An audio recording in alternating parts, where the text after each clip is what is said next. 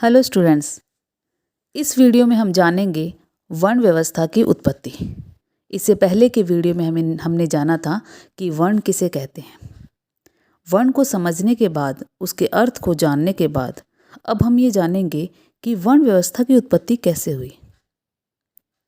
वर्ण व्यवस्था की उत्पत्ति के संबंध में अलग अलग कालों में अलग अलग विचार व्यक्त किए गए हैं।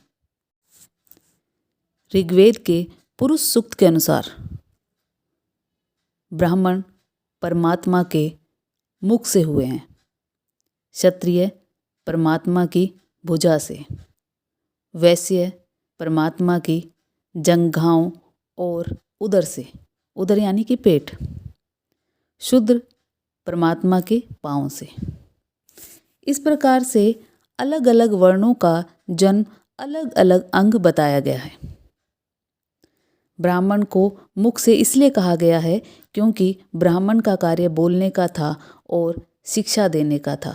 वह अन्य को शिक्षित करता था और ये काम मुख से होता है, इसलिए ये मान लिया गया कि ब्राह्मण जो हैं वो परमात्मा के मुख से हुए थे। क्षत्रियों को भुजाओं से, क्योंकि क्षत्रियों को शक्ति का प्रतीक माना जाता था, वे युद्ध करते थे, तो ये मान लिया गया कि जो क्षत्रिय हैं वो परमात्मा की भुजा से हुए थे, क्योंकि युद्ध में तलवार चलाने के लिए हाथों की आवश्यकता होती है।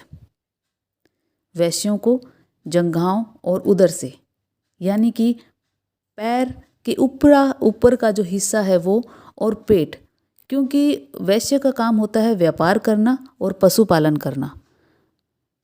पशुपालन और व्यापार के द्वारा ही वो दूसरों का पेट भर सकता है।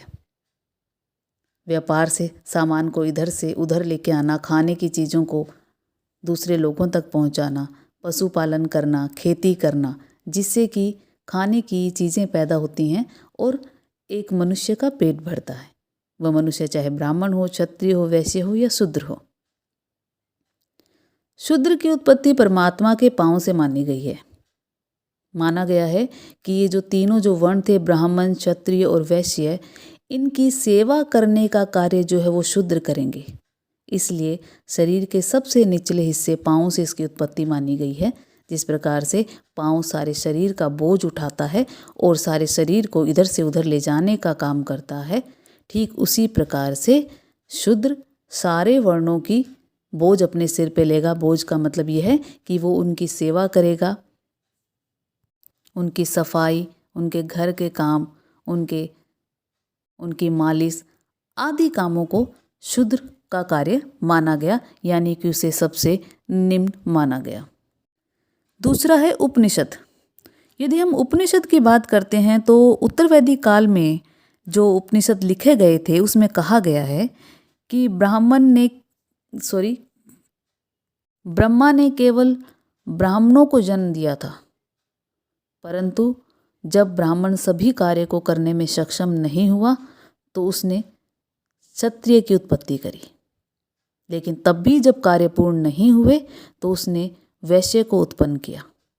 जब ये तीनों वर्ण भी सारे कार्य करने को सक्षम नहीं हुए तब अंत में शूद्र की उत्पत्ति की गई।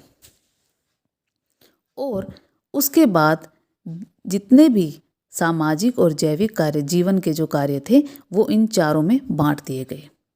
ब्राह्मण अध्ययन, अध्यापन, पूजा पाठ का काम करते थे। क्षत्रिय युद्ध का और अपनी जनता की रक्षा का कार्य करते थे।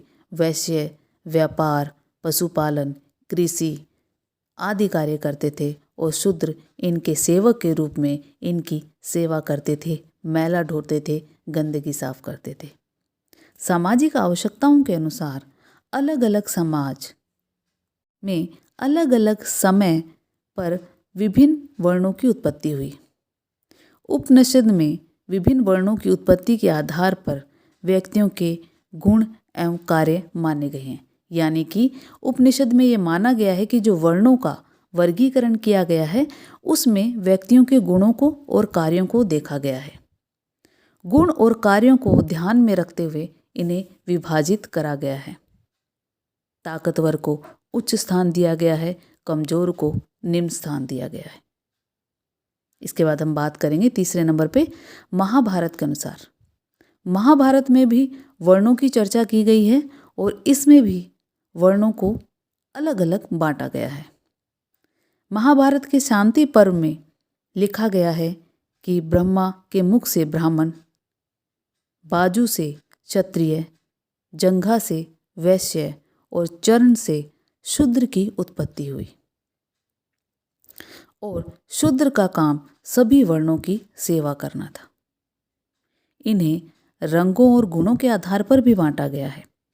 ब्राह्मण का रंग श्वेत यानी सफ़ेद, क्षत्रिय का रंग लोहित यानी लाल, वैश्य का रंग पित्त यानी पीला, शूद्र का रंग काला माना गया है।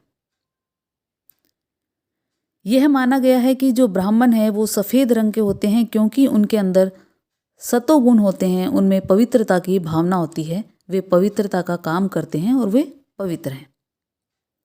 क्षत्रियों को लाल माना गया है क्योंकि उनमें राजस गुण को माना गया है। लाल रंग क्रोध को व्यक्त करता है कि युद्ध में लड़ने के लिए ताकत और ताकत के लिए क्रोध की आवश्यकता है, तभी सामने वाले व्यक्ति से जीता जा सकता है।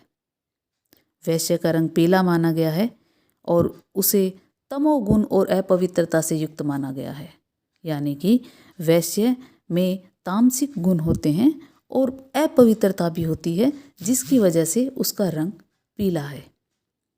शूद्र का रंग काला माना गया है क्योंकि उसे निम्न और दरिद्र माना गया है, यानी कि एक सेवक जो हर प्रकार की सुख सुविधाओं से अभावग्रस्त रहता है, जिसके पास कोई गुण नहीं है, वो केवल एक सेवक मात्र है और जब उसके पास रहने के लिए स्थान और धन नहीं होता है तो ऐसी स्थिति में उसका रंग काला होता है। इस आधार पर महाभारत में जो विभाजन था वो व्यक्ति की विशेषताओं को ध्यान में रखकर, उसके गुणों को ध्यान में रखते और उसके स्वभाव को ध्यान में रखते हुए किया गया है। वर्णों का विभाजन कहीं पर गुणों के आधार पर, कहीं पे रंग के आधार पर और कहीं पे कार्यों के आधार पर किया गया है। इसके बाद हम बात करेंगे गीता। गीता में भी वर्णों का निर्धारण किया गया है। गीता में वर्ण का निर्धारण करने के लिए गुणों को महत्व दिया गया है। भारतीय दर्शन में 3 प्रकार के गुण बताए गए हैं। पहला है सत, दूसरा रज और तीसरा है तम। सत का अर्थ है सात्विक, रज का अर्थ है राजसिक तथा तम का अर्थ है तामसिक। गीता में माना गया है कि ब्राह्मण में सात्विक प्रवृत्ति होती है क्योंकि उनमें आध्यात्मिक दृष्टिकोण होता है, वे आध्यात्म में विश्वास करते हैं, वे अध्ययन और अध्यापन का कार्य करते हैं। क्षत्रिय में सात्विक और राजसिक दोनों गुण पाए जाते हैं। उनके अंदर भी पवित्रता, अध्ययन की प्रवृत्ति होती है तथा राज करने का गुण होता है। तीसरा वैश्य में राजसिक और तामसिक, यानी कि जो व्यापारी वर्ग होता है उसके पास बहुत सारा धन होता है। वैश्य के पास धन तो होता था लेकिन उस धन के साथ बहुत सारी बुराइयां भी आ जाती थी, इसलिए ये माना जाता था कि उनमें तामसिक गुण भी होते हैं। इसके बाद है शूद्र में यह माना गया है कि उनमें तामसिक गुण होते थे क्योंकि ना वे अध्ययन अध्यापन करते थे, ना उनमें युद्ध करने की क्षमता होती थी, ना ही उनके पास धन होता था, यानी कि धन से पूरी तरह से अभाव रहता था। उन्हें अज्ञानी माना गया है। उन्हें माना गया है कि उनमें किसी प्रकार का भी कोई ज्ञान नहीं था, वे केवल सेवक मात्र थे, जैसा उन्हें कह दिया गया वैसा वो काम कर दिया करते थे। इसी प्रकार से मनु ने भी वर्णों को विभाजित किया है। मनु ने व्यक्तिगत गुणों के आधार पर वर्णों की उत्पत्ति मानी है, यानी मनु ये मानते थे कि वर्णों का वर्गीकरण केवल व्यक्तिगत गुण के आधार पर ही होगा। जिस व्यक्ति में जो गुण होगा वह उस उच्च वर्ण या निम्न वर्ण में जाएगा। इस प्रकार से अलग अलग कालों में अलग अलग प्रकार से वर्णों का विभाजन किया गया, परंतु कहीं ना कहीं ये सभी समान विशेषताओं को ध्यान में रखे गए हैं, सभी जब हम अलग अलग कालों को जब अध्ययन करते हैं तो हम पाते हैं कि लगभग समान विचार व्यक्त किए गए हैं। सभी में ब्राह्मण को श्रेष्ठ और शूद्र को निम्न माना गया है। सभी में अच्छे गुण, अच्छे रंग ब्राह्मण को दिए गए हैं और निम्न समझे जाने वाले गुण और निम्न समझे जाने वाला रंग शूद्र को दिया गया है। तो विभाजन चाहे रंग के आधार पे हो, चाहे गुण के आधार पे, चाहे व्यवसाय के आधार पर ब्राह्मण श्रेष्ठ हैं, क्षत्रिय उनके पश्चात हैं, वैश्य उनके पश्चात और सबसे निम्न है शूद्र। शूद्र के सबसे निम्न होने का कारण था कि उन्हें एक सेवक के रूप में दर्शाया गया है, यानी कि वे तीनों वर्णों की सेवा करेंगे। परंतु प्रत्येक व्यक्ति के लिए उसके कार्य का महत्व होता है। यहाँ पर समाज के सभी कार्यों का वर्गीकरण किया गया है और एक व्यक्ति सभी कार्यों को करने में सक्षम नहीं होता है, इसलिए कार्य के आधार पर इन्हें बांट दिया गया।